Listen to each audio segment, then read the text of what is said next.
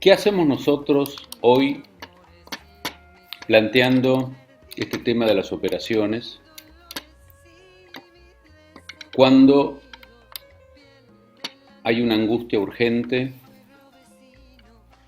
de la clase media pauperizada, de las clases bajas, de millones de compatriotas para poder llegar a fin de mes con una inflación que el gobierno no es capaz de detener, con un cambio de ministra que se está pareciendo a una continuidad de la gestión del ministro anterior, donde no aparecen anuncios de medidas concretas que vayan de alguna manera resolviendo la puja distributiva en beneficio del pueblo.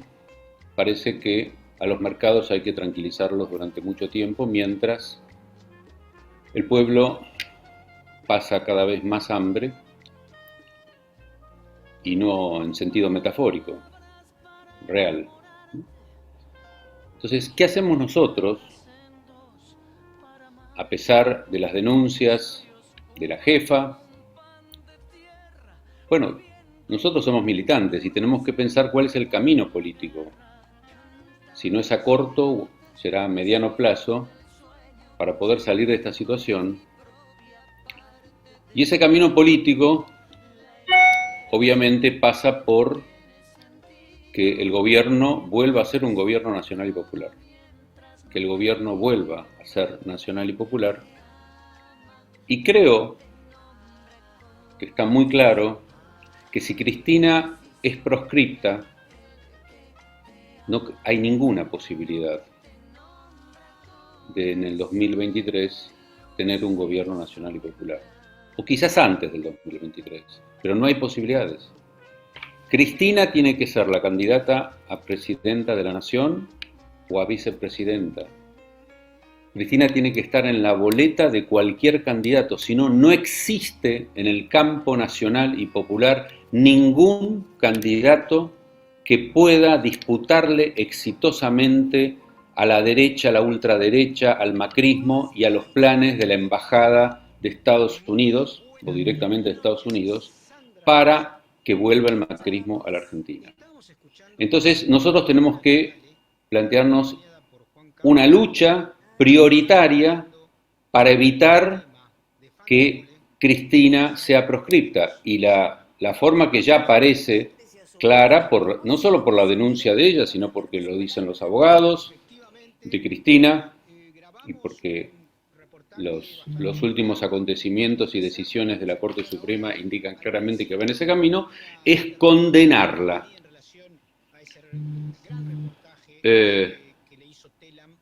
Y de esa manera no van a poder meterla presa porque el Senado no le va a quitar los fueros, no hay posibilidad de eso, pero condenada no va a poder presentarse. Entonces, tenemos que tirar abajo ese objetivo. Esa es la jugada de la cual habló Nora. Nos tenemos que anticipar a todas las operaciones que tiendan a ese objetivo para ver si las debilitamos, si las frenamos. Y por supuesto, todos tenemos muy claro que si el pueblo no sale a las calles, en última instancia, no hay tampoco posibilidades que solamente con la denuncia y con la lucha en las redes sociales y en los organismos representativos podamos lograr frenar estas operaciones. Entonces, si tenemos claro que ese es un eje fundamental de la lucha, que hoy obviamente se une al que ya definimos hace años, que era la lucha por la reforma judicial. O sea, era el objetivo principal, y que esa reforma judicial quedó solamente en las promesas electorales. Y obviamente, si hubiésemos tenido al menos una ampliación de la Corte, seguramente esta posibilidad de proscribir a Cristina se habría desvanecido. Sin embargo, cada vez está más fuerte. Entonces, analicemos un poquito de dónde vienen estas operaciones y además qué tienen que ver con esta conmemoración que yo les decía antes de, de la fecha del atentado a la AMIA, que fue el día de ayer. Entonces yo les voy a pedir, yo puntualicé, como para que si ustedes tienen la posibilidad de anotar, utilicemos eso como guía después para el debate.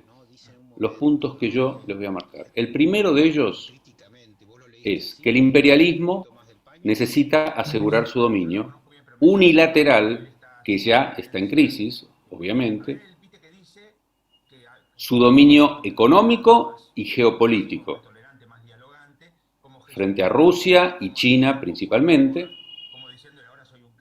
y que se visualiza claramente en la guerra con Ucrania, en Medio Oriente, pero también en Sudamérica, donde Argentina aparece como quizás el país más permeable a ese plan del imperialismo de asegurar su dominio unilateral en el mundo y en América Latina también.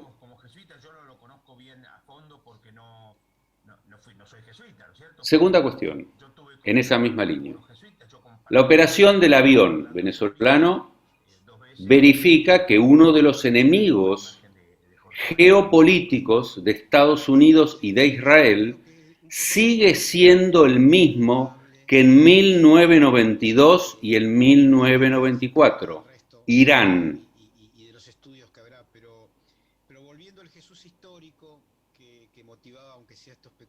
Nosotros somos militantes por la verdad y la justicia. Revisemos un poquito cómo esos dos atentados, el del 92 a la embajada y el del 94 a la AMIA, están vinculados con esa estrategia de crear un enemigo en Irán y que vuelve a aparecer. No es un avión chino o un avión ruso. Vuelve a aparecer Irán como una necesidad de la embajada o de las embajadas, Israel y Estados Unidos, pero también muy fogoneado como nunca por la derecha y la ultraderecha local, y su expresión más clara, que es el macrismo. El atentado a la AMIA en el 94,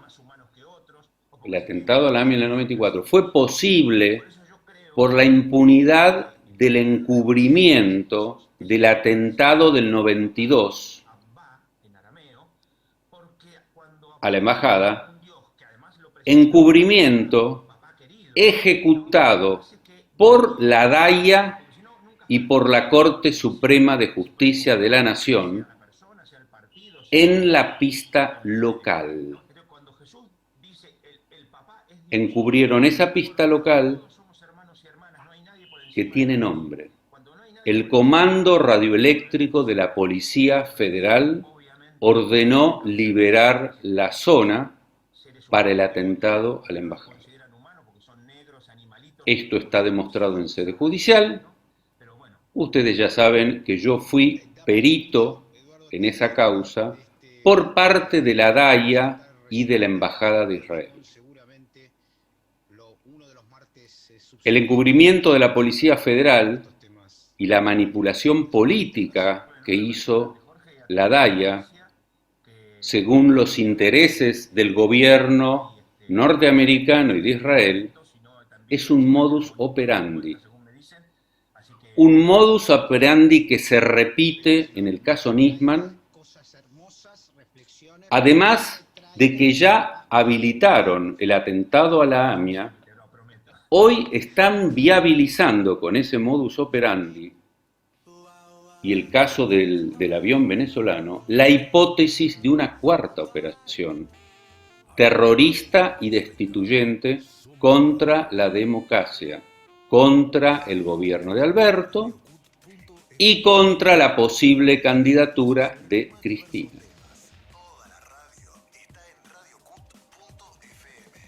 Algunos datos para aquellos o aquellas a quienes les sorprenda que yo insista en que la pista local era el Comando Radioeléctrico de la Policía Federal, no policías sueldos, no una banda de antisemitas policías, no. A mí me tocó analizar las comunicaciones entre el Comando Radioeléctrico y el patrullero 115, que tenía que custodiar la embajada, y no lo hizo, porque recibió órdenes de no hacerlo, un ratito antes de que explote la bomba. En esas órdenes superiores,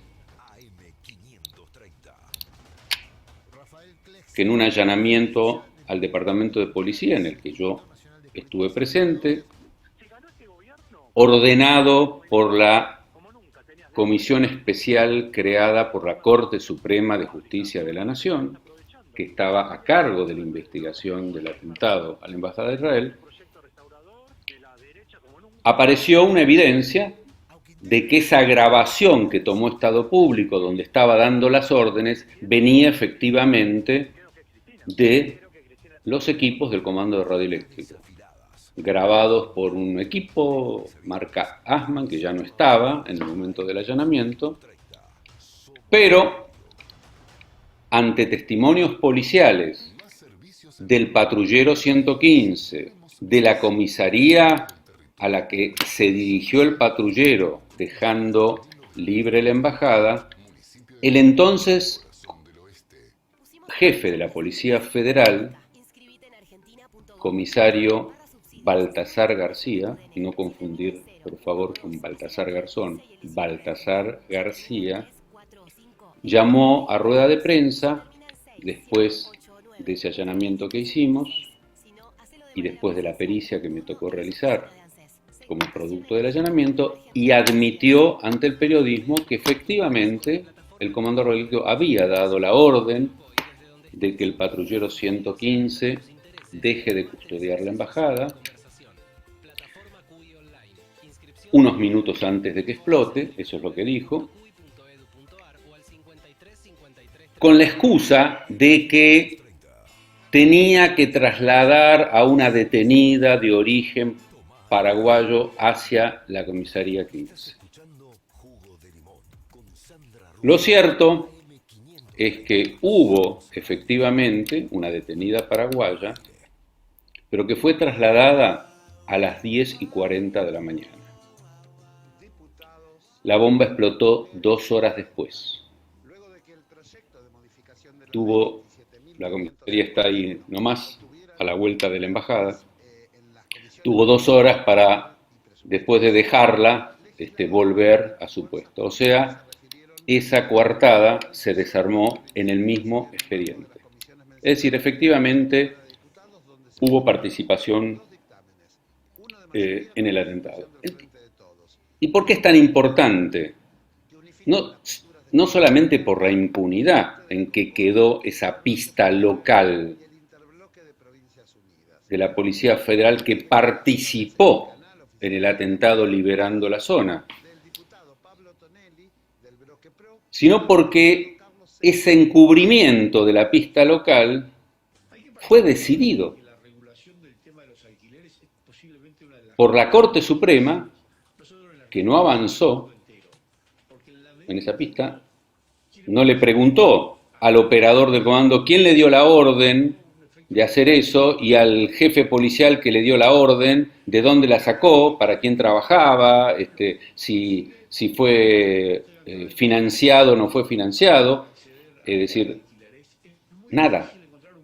Solamente 5 testimonios de policías que dieron cuenta de que nunca vieron a la hora de que explotó la bomba a ninguna detenida de origen paraguayo. O sea que incluso lo que figura en el libro de entradas de la comisaría, de que entró a las 10:40, puede ser perfectamente un invento, que lo hayan agregado después. Pero no siguió adelante. todos esos policías involucrados, los del patrullero 115, el que tenía que estar en la embajada y no estuvo, el consigna que está y se fue antes, y el que lo tenía que reemplazar, que también le dieron la orden desde el comando de radioeléctrico de que no lo reemplace al otro policía. Todos esos que deberían haber sido detenidos para que confiesen, cruzando las declaraciones, no fueron detenidos. O sea, ahí está el encubrimiento de la Corte Suprema. Pero también hubo encubrimiento de la máxima autoridad de la DAIA, del que en ese momento era su presidente, Rogelio Sichovolsky. Yo personalmente le llevé el informe, porque él era mi mandante, me reuní con él en la DAIA, le mostré, mirá, la orden vino del comando radioeléctrico y no tienen ninguna excusa, o las órdenes, porque era el patrullero más esos dos policías. Y él me contestó en ese momento que como judío me apoyaba plenamente,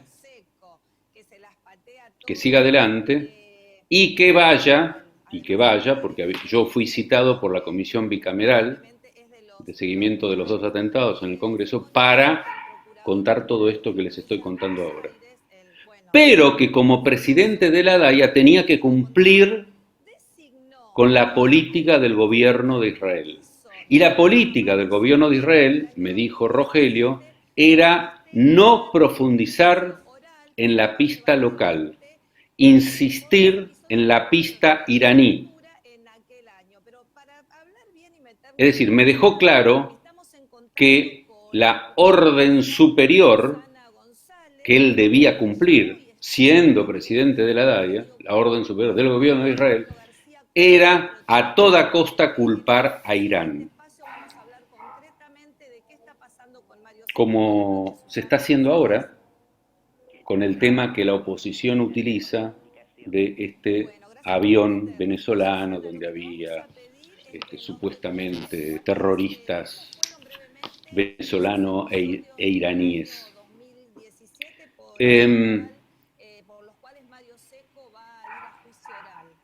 A mí me dejó congelado esa respuesta. Yo le dije, pero vos coincidirás conmigo porque vos sos un luchador por los derechos humanos desde hace tiempo, antes incluso de ser presidente de acá de DAIA, que tapar la verdad puede ser el camino más directo a un tercer atentado.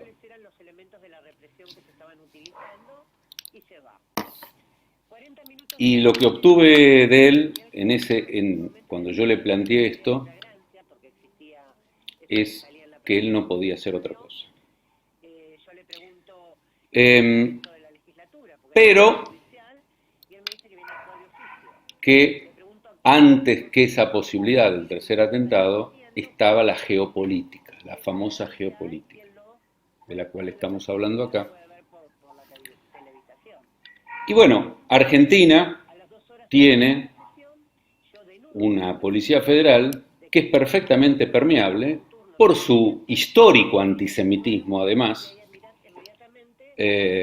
por su histórica ideología de derecha y de ultraderecha, a participar de estos atentados. Después de ese atentado vino el del AMIA. Si se hubiese investigado la pista local y se hubiese metido preso a todos los policías y se hubiese descubierto probablemente que no era un atentado ni organizado por Irán ni por Siria, sino por otros autores intelectuales o directamente por la misma Policía Federal. La misma que hoy tenemos acá en la Argentina,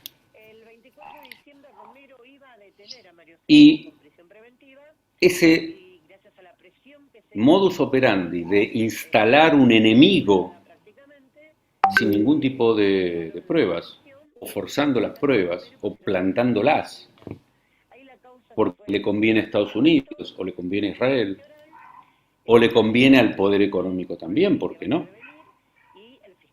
Se repite después ese modus operandi en el caso Nisman. El caso Nisman independientemente de que se haya suicidado, lo hayan suicidado o lo hayan asesinado, está muy claro para todos y para todas que fue exitosamente instrumentado para que Macri sea el presidente de la nación. Aunque sea contrafáctico, ustedes saben que si Nisman no hubiese muerto,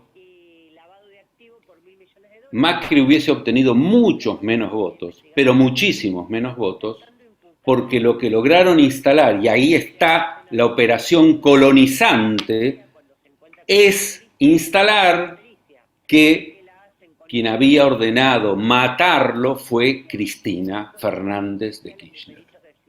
Y hoy hay miles y miles de argentinos que siguen pensando esto.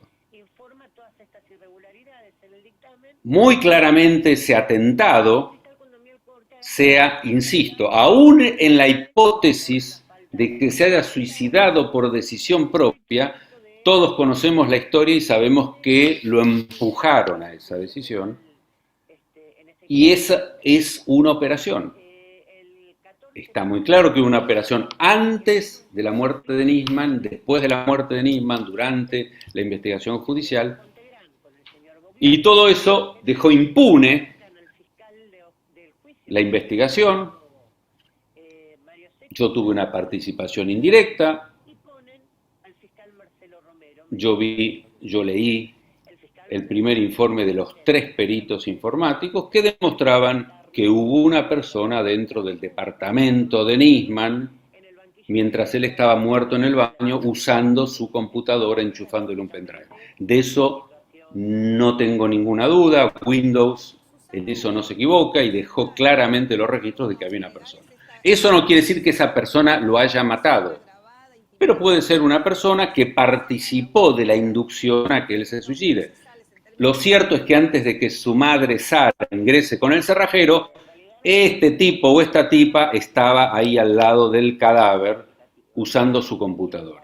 O sea que participación de servicios hubo claramente en esa muerte, que después fue instrumentada políticamente con éxito.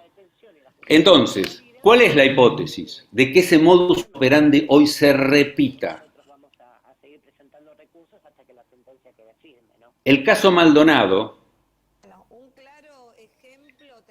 y los casos del espionaje, especialmente el espionaje a los familiares de los submarinistas del Ara San Juan, muestran que el macrismo puede neutralizar la protesta social con operaciones terroristas disciplinarias o disciplinadoras.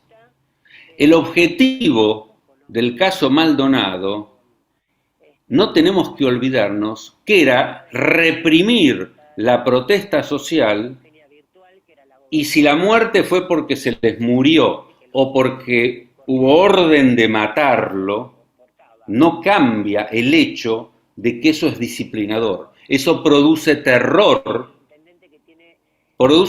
por ejemplo, a las movilizaciones sociales que hoy son indispensables. Ha quedado en la memoria colectiva que con Costecchi y Santillán, con Maldonado y con tantos otros casos de asesinatos por parte de las fuerzas de seguridad, policía o gendarmería, que esa es la mejor forma de aterrorizar y de que muchos de nosotros y nosotras pensemos 2 o 3 veces antes de salir a la calle a una movilización. Vuelvo a insistir, no se olviden que a Santiago lo mataron en el marco de una protesta social. Claro, todo coincide. Susana, hoy no vamos a tener tiempo y en realidad el motivo de esta llamada era tener... Ahora bien, otro punto.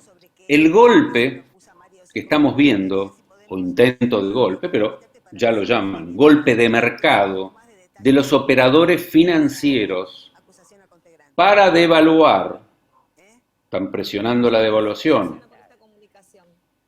y o voltear al gobierno con el dólar blue, con los más de 20.000 toneladas de soja que no las quieren liquidar, en los hechos también nos distraen del ataque para proscribir a la única líder que podría frenar al poder económico.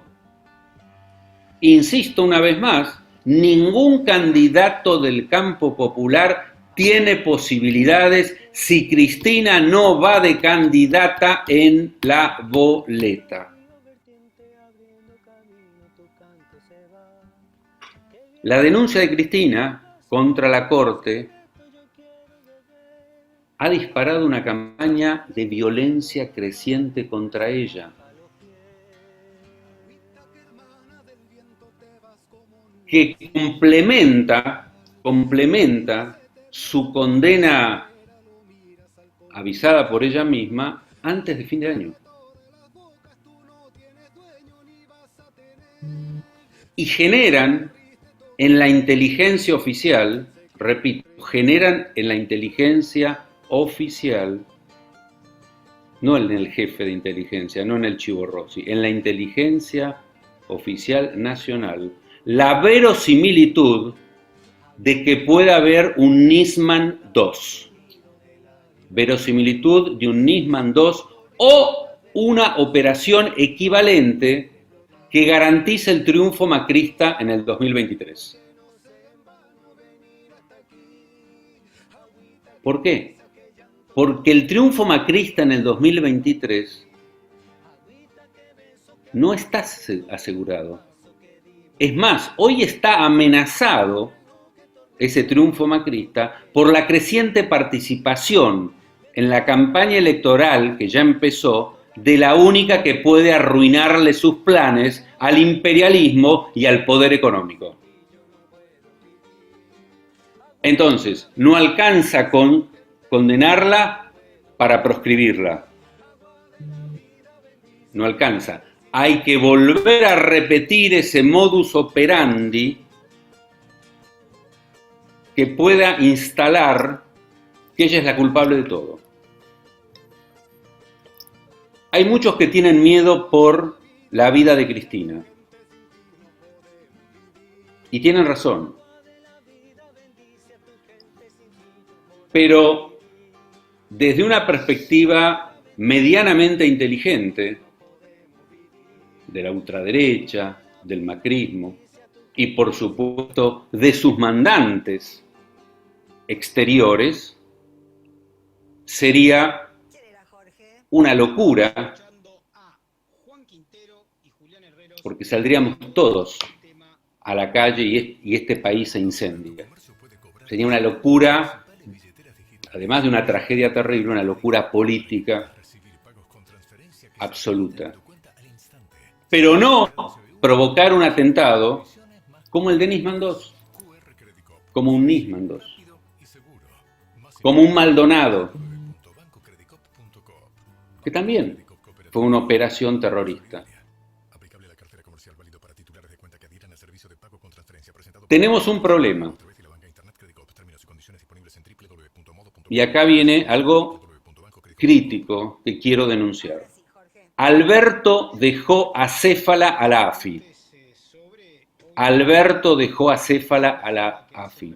Rossi, ustedes lo están escuchando todos los días en los medios, solo está haciendo campaña para la reelección albertista. Trata de todas maneras de explicar la política posibilista de Alberto, de justificar a la nueva ministra de Economía. Y no hubo traspaso de las actividades de inteligencia.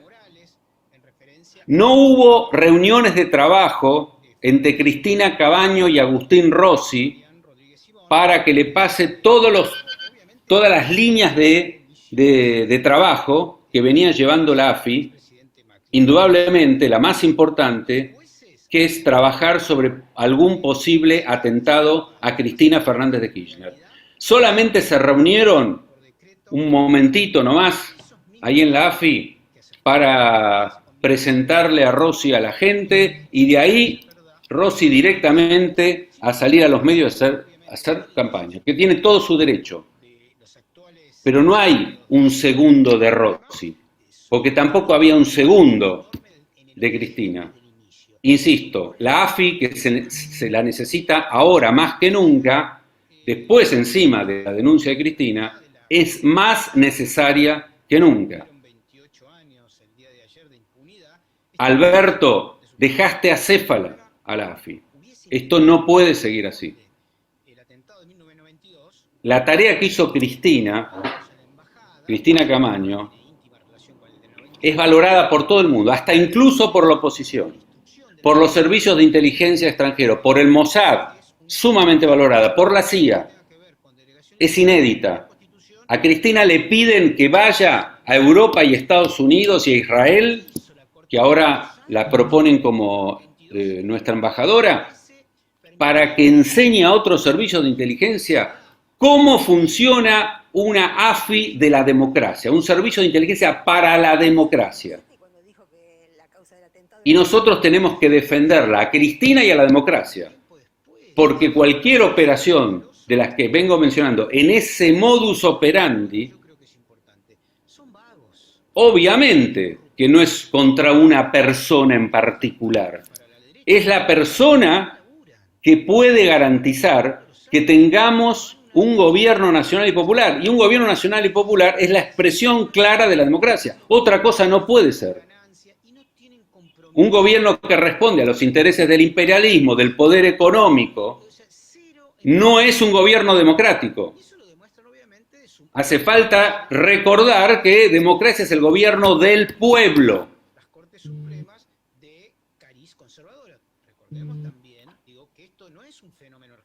Por eso, lo que decía Nora, que conversamos antes, y con esto termino, solo nos queda la denuncia y la movilización.